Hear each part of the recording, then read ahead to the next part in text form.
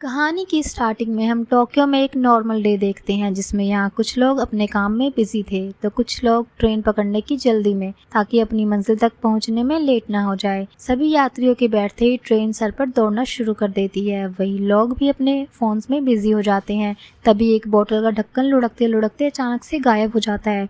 ढक्कन के गायब होते ही सभी के फोन्स पर एक अर्थक्वेक का अलर्ट मैसेज आता है और नेटवर्क गायब हो जाते हैं। वो ट्रेन की स्पीड अब पहले से ज़्यादा तेज हो चुकी थी। ट्रेन एक टनल में जाती है जहां एक होल होता है। ट्रेन जैसे ही उस होल से टकराती है तो एक जोरदार झटका सभी यात्रियों को बेहोश कर देता है। कुछ देर के बाद जैसे तैसे लोगों की आंखें खुलती हैं और ये ट्रेन से बाहर निकलते हैं और बाहर का नज़ारा देखकर उनके पैरों तले ज़मीन खिसक जाती है, क्योंकि जहाँ पहले ऊंची ऊंची बिल्डिंग्स, लोग, सुविधाएं थी, अब वहाँ पर सिर्फ एक जंगल और बेजान ज़मीन थी। सभी को घबराता हुआ देख श्रीरामा नाम का एक लड़का उन्हें शांत करवाता है, क्योंकि वो एक फायर फाइटर था और ऐसी सिचुएशन में लोगों को शांत करना उसका काम था। श्रीरामा की मदद करती है हटानो नाम की लड़की, जो श्रीरामा को तब से पसंद करती है जब वो उसे कॉलेज में ट्रेनिंग देने पहुंचा था। यानी हटानो भी फायर फाइटर का कोर्स कर चुकी थी। इधर 2023 में टोक्यो में पूरा रेलवे स्टाफ ट्रेन को देखकर परेशान था, जिसमें 2 डब्बे गायब हो गए थे और वो वही ट्रेन है जिसमें वो सभी यात्री सवार थे। यानी वो इकलौता डब्बा नहीं है जो कहीं भटक गया है, बल्कि एक और डब्बा भी कहीं गायब है, पर कहाँ ये हमें आगे पता चलेगा।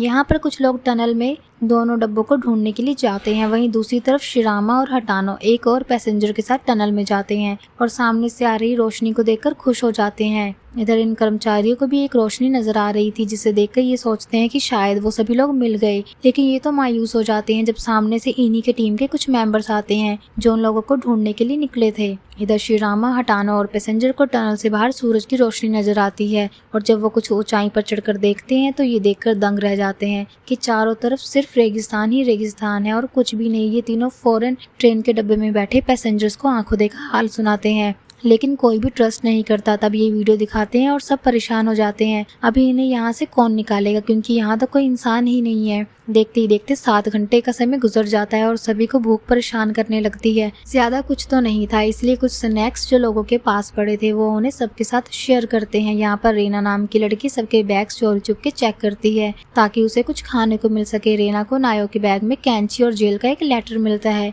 और वो सबको चिल्ला चिल्ला कर बताती है कि नोया क्रिमिनल है और उसके बैग में जेल का एक लेटर भी है। नोया ये सब कुछ समझाने की कोशिश करता है, लेकिन कोई उसकी नहीं सुनता, इसलिए उसे बाहर जाकर रहना पड़ता है। कुछ देर के बाद यहाँ पर एक लड़की जो अपने साथ फ्रूट्स लेकर चल रही थी वो सभी को फ्रूट्स देती है और एक लड़का खाते हुए अपनी वीडियो बनाता है और वीडियो देखने पर पता चलता है कि रेना सभी के बैग से चोरी कर रही थी। इसलिए शिरामा और हटानो नायो को ढूंढने के लिए निकल जाते हैं। नायो खाई में गिरने ही वाला था कि शिरामा उसे बचा लेता है और बताता है कि वो एक हेयर ड्रेसर है, इसलिए उसके बैग्स में इतनी सारी कैंचियां हैं। हालांकि वो उस लेटर का राज अभी भी नहीं खोलता। जैसे तैसे दिन गुजरते हैं और रात को कुछ लोग सो जाते हैं, जबकि कुछ अभी भी परेशान थे। अगली सुबह तक लगभग हर कोई ये उम्मीद छोड़ चुका था कि वो अब कभी भी यहाँ से बच पाएंगे, कि तभी शिरामा कहता है कि वो सबको बचा लेगा। ये बात नायो को गुस्सा दिला देती है और वो शिरामा से सवाल करता है कि वो सबकी मदद क्यों कर रहा है। इस टाइम शिरामा की एक छोटी सी कहानी के जरिए हम पास्ट में जाते हैं, जहाँ शिरामा की गलती की वजह से उसके दोस्त ने अपनी दोनों पैर गवा दिए थे और उस दिन शिरामा ने ज्यादा से ज्यादा लोगों की मदद करने की कसम खाई थी, जिसे वो पूरा कर रहा है। कहानी फिर से प्रेजेंट में शिफ्ट होती है, जहाँ शिरामा, हटानो और नायो कुछ खाने के सामान ढूंढने के लिए जाते हैं। यहाँ पर हमें नायो का पास भी नजर आता है, जो असल में गरीब फैमिली से बिलोंग करता था, लेकिन अपने हेयर ड्रेसर वाले हुनर के चलते उसने पूरी कहानी बदल दी। पर पैसा आने के बाद उसने अपने छोटे भाई पर भी ध्यान देना बंद कर दिया और वो क्रिमिनल बन गया। जिस दिन वो ट्रेन में बैठा वो उस दिन अपने भाई को ही जेल से लेने के लिए जा रहा था, पर गलती से यहाँ पर फंस गया। इधर कुछ लोग बाहर का एरिया एक्सप्लोर करने के लिए निकलते हैं, जहाँ एक आदमी को एक बड़ा सा टावर और बायोलॉजिस्ट को एक पौधा मिलता है।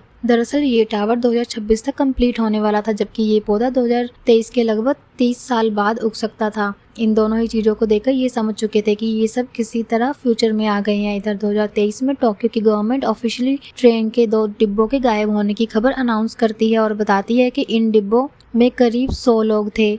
यहाँ शिरामा, हटानो, नायो और बायोलॉजिस्ट पानी की तलाश में निकलते हैं, क्योंकि सभी को अब जोरों की प्यास लगी थी और पानी के बिना ज्यादा टाइम तक सरवाइव करना भी मुश्किल था। बायोलॉजिस्ट के अनुसार पानी आसपास ही होना चाहिए, क्योंकि उसे यहाँ पर एक प्लांट भी मिला है जो वही होता है जहाँ नजदीकी नदी, तालाब या समुद्र हो। चलते चलते इन्हें एक चट्टान नजर आती है, जिस पर शिरामा रस्सी की मदद से चढ़ता है। उसे पानी तो मिल जाता है, साथ ही एक भयानक नजारा भी दिखता है। दरअसल जहाँ पर कभी टोक्यो शहर हुआ करता था वहाँ चारों ओर पानी ही पानी है। शिरामा वापस लौटकर बाकी लोगों को ये वीडियो दिखाता है, जिस पर सभी परेशान हो जाते हैं कि आखिरकार 2026 में क्या हुआ कि पूरी दुनिया तबाह हो गई। इसी रात याची बाहर आता है, उस पर कुछ लोग हमला बोलते हैं।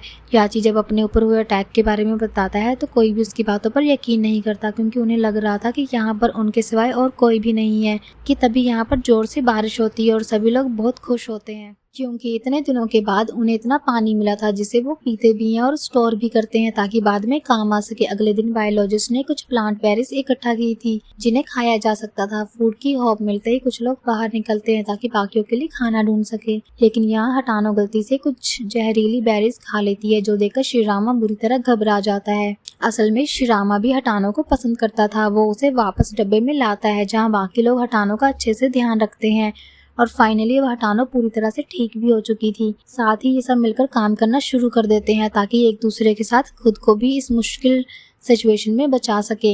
दिन भर ये सब मेहनत करते हैं और रात को पार्टी। अगले दिन बायोलॉजिस्ट कहता है कि आसपास कोई नदी नहीं है, इसलिए शिरामा, बायोलॉजिस्ट और एक पैसेंजर नदी की तलाश में जाते हैं, लेकिन जंगल में कोई उस पैसेंजर को बुरी तरह से घायल कर देता है, यानी यहाँ पर इनके अलावा भी कोई और था। खैर शिरामा इसे वापस डब्बे में लाता है और जड़ी बूटियों की मदद से ये सब इसे ठीक कर लेते हैं।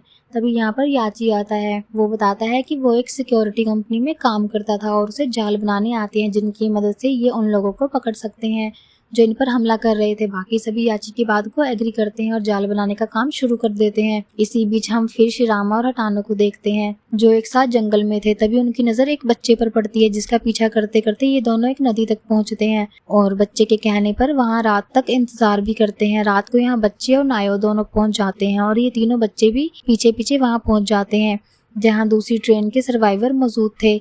यहाँ ये तीनों यामा से मिलते हैं और बातों ही बातों में यामामोटो बताता है कि वो लोग गलती से 2060 में टाइम ट्रैवल करके आए हैं और ये सब तब हुआ जब सभी देश स्पेस में जीत हासिल करने की होड़ में सैटेलाइट पर सैटेलाइट लॉन्च कर रहे थे, लेकिन तभी एक सैटेलाइट एक स्टेरॉइड से टकराई और पूरी दुनिया तबाह। ये सब 2026 में ही हो चुका है। यामामोटो ने यहाँ पर एक रेडियो भी ठीक किया था जो फिलहाल खराब है, पर शिरामा ये सब अपनी टीम को बताता है कि जिस पर सभी सोचते हैं कि शायद भगवान ने उन्हें दुनिया को बचाने का मौका दिया है, लेकिन यहाँ से वापस पास्ट में कैसे जाना है ये कोई नहीं जानता था। अगले दिन सभी तालाब में नहाते हैं और अपने लिए बाथरूम बनाते हैं और मछलियों से पेट पूजा भी करते हैं। वहीं याची सबसे दूर एक लकड़ी का टॉय बनाकर उससे बातें करता है। तभी उसकी नजर एक बायोलॉजिस्ट पर पड़ती है जिसे ग्रीन कलर का पत्थर मिला था। याची तुरंत इस पत्थर के बारे में यामामोटो को बता देता है और कुछ खाना मिलने पर प्रॉमिस करता है कि वो उस ग्रुप की सभी बातें उस पर टाइम टू टाइम पहुंचाता रहेगा। इधर हटानो और रैना किसी बात पर झगड़ने लगते हैं, जिस वजह से रैना गुस्से में हटानो को धक्का देकर एक गड्ढे में गिरा देती है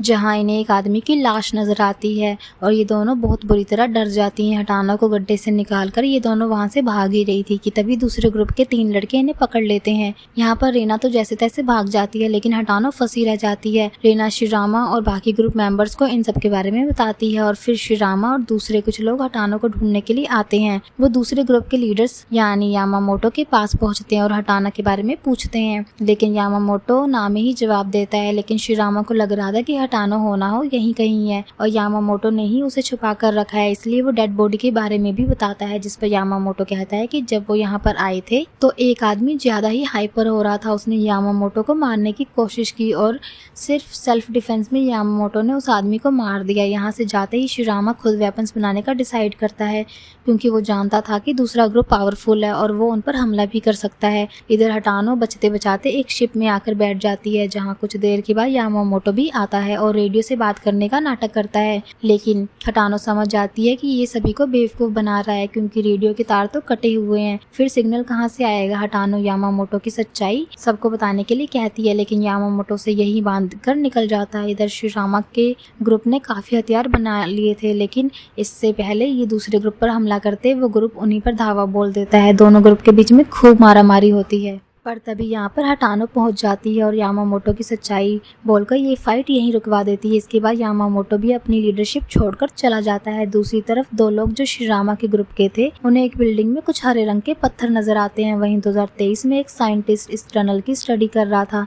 वो समझ जाता है कि ट्रेन एक सुपरनोवा एक्सप्लोजन की वजह से टाइम ट्रैवल कर गई है। दरअसल सुपरनोवा एक्सप्लोजन एक फिनोमिना होता है जहां कोई स्टार जब बहुत बूढ़ा हो जाता है तो उसके ब्लास्ट होने की एक एनर्जी रिलीज होती है। इसी एनर्जी ने 2023 और 2060 की टाइमलाइन को एक साथ जोड़ा हुआ है और ये सब टाइम ट्रैवल कर गए हैं। इधर ट्रेन में भी एक लड़का सेम फिनोमिना को एक्सप्लेन कर ही रहा था कि तभी यहाँ पर एक भयंकर तूफान आता है और सभी डब्बे में वापस आकर बैठ जाते हैं। याची भी डब्बे के अंदर आता है, लेकिन वो डब्बे में नहीं बल्कि इस टनल के पास जाना चाहता था, इसलिए याची डब्बे के इमरजेंसी गेट को खोल देता है और टनल में सभी को एक वार्म होल नजर आता है जो याची की डॉल के साथ साथ कुछ ऑब्जेक्ट्स को अपनी तरफ खींचता है और तूफान के थमते ही गायब हो जाता है। वहीं 2023 में याची की डॉल स्टेशन पर खड़े ऑफिसर के कदमों में गिरती है, जिसे देखकर सब हैरान रह जाते हैं। लेकिन यहाँ पर इन लोगों को समझ में आ गया था कि वापस अपने टाइम में जाने के लिए इन्हें उसी वार्म होल की और एक वार्म होल के लिए एनर्जी सॉलिड ऑब्जेक्ट की जरूरत है, इसलिए ये सब एक पावर हाउस की खोजबीन में लग जाते हैं और घंटों की मेहनत के बाद ये उसमें सफल भी हो जाते हैं। इसके बाद ये सब अपनी ज़रूरत की चीज़ों को इकट्ठा करके डब्बे की एक साइड को यूज़ कर आखिरकार वार्म होल क्रिएट कर लेते हैं और सभी डब्बे में चढ़ जाते हैं ताकि अपने टाइम में वापस जा सके। लेकिन याची ऐसा नहीं करता क्योंकि वो यहीं पर रहना चाहता था, इसलिए याची को आखिरी सलाम देकर ये सब पास्ट में जाने के लिए निकल जाते हैं और एक झटके के कारण फिर से बेहोश हो जाते हैं। कुछ देर के बाद जब दोबारा इनकी आँखें खुलती हैं तो यहाँ पर ये देखकर परेशान हो जाते हैं क्योंकि ये 2026 था, यानी कि ये गलती से 2026 में आ चुके हैं, यानी कि तब जब पूरी दुनिया तबाह होने वाली थी। ये सब यहाँ की सरकार अधिकारियों को समझाने की कोशिश करते हैं कि धरती तबाह होने वाली है, लेकिन कोई भी इनकी बातों पर यकीन नहीं करता और ये खबर पूरे देश में आग की तरह फैल जाती है कि 2023 में गायब हुआ ट्रेन का डब्बा 2026 में पहुँच चुका है। लेकिन क्योंकि सभी के चेहरे कंफर्म नहीं थे तो उनका मेडिकल कराया जाता है और ये बात कंफर्म हो जाती है कि ये सब वही हैं जो 2023 में गायब हुए थे। इसके बाद सही साइंटिस्ट जो इस ट्रेन पर रिसर्च कर रहा था इनसे मिलने पहुंचता है। वहीं एक रिच लेडी जो इस ट्रेन की पैसेंजर भी रही है वो डायरेक्ट डिफेंस मिनिस्टर के पास जा रही है, जहाँ पर उसे पता चलता है कि सरकार सब जानती है और इस खतरे को टालने की कोशिश जारी है। आखिरकार वो दिन भी आ जाता है जब धमाका होना था। सभी उदास थे क्योंकि वो ये नहीं जानते थे कि आज के बाद इनमें से कोई जिंदा बचेगा या नहीं, पर शाम होते होते सभी के चेहरे खिल उठते हैं क्योंकि आर्मी, सरकार और साइंटिस्ट अपने मिशन में कामयाब हो गए थे, यानी कि स्टेरॉइड अब धरती से नहीं टकराएगा। और इसी के साथ ये कहानी यहीं पर ख़त्म हो जाती है। तो दोस्तों, कैसी लगी आज की टाइम ट्रैवल कम एडवेंचर और सस्पेंस से भरपूर ये स्टोरी, हमें कमेंट करके ज़रूर बताइएगा। वीडियो पसंद आई हो तो लाइक करें, शेयर करें और चैनल को सब्सक्राइब करके बेल आइकन प्रेस करना मत भूलें, जिससे आने वाली वीडियो आपसे मिस ना हो। तो मिलते हैं आपसे नेक्स्ट वीडियो में। Till then bye bye, take care.